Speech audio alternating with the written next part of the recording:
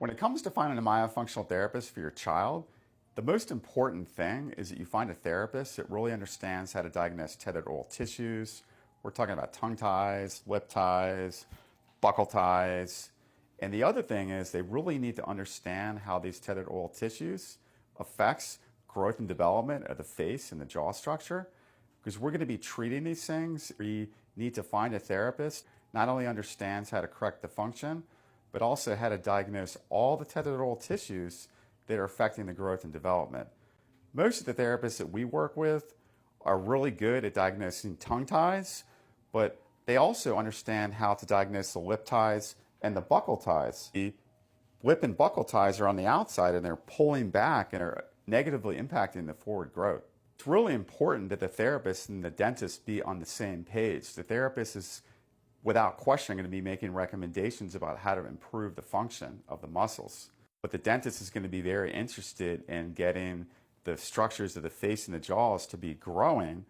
So releases that are going to need to be done, such as the lip tie and buccal ties, sometimes are purely done just for structural reasons.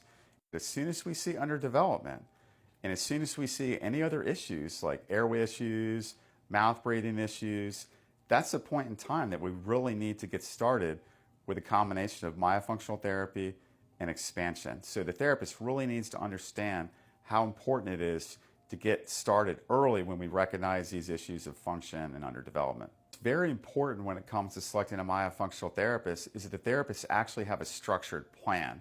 They need to understand what we're trying to achieve in terms of getting the tethered oral tissues released.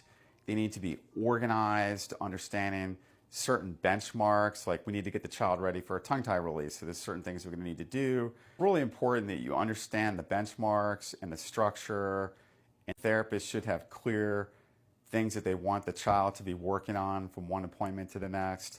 I really like it when the therapists have like videos of themselves doing the exercises, things that they can email you.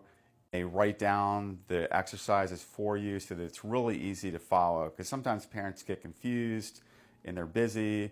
They forget the things that the therapist wanted them to work on, and it's really important that it be really easy and organized, and that there be a clear starting point and a clear end point so these things don't drag on forever.